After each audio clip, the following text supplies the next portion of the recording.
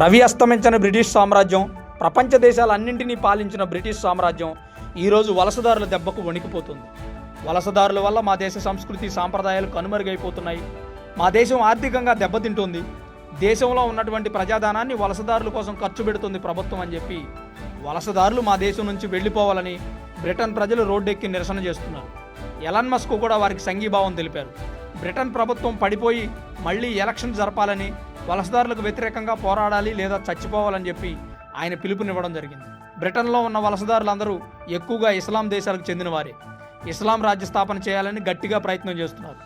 Student visa మీద, tourist visa మీద Britain వెళ్ళి అక్కడే పాతుకుపోయి వ్యాపారాలు, ఉద్యోగాలు, పనులు చేసుకుంటూ బ్రిటన్ను పూర్తిగా ఇస్లాం దేశంగా మార్చాలని ప్రయత్నం చేస్తున్నారు. ఇంకా ఆశ్చర్యం కలిగించే విషయం ఏంటంటే ఈ వలసదారులు బ్రిటిష్ ప్రజల మీద దాడి చేస్తున్నారు. శరణార్థులుగా ఆ దేశానికి వచ్చి ఇస్లామిక్ దేశంగా మార్చాలని ప్రయత్నం చేస్తున్నారు.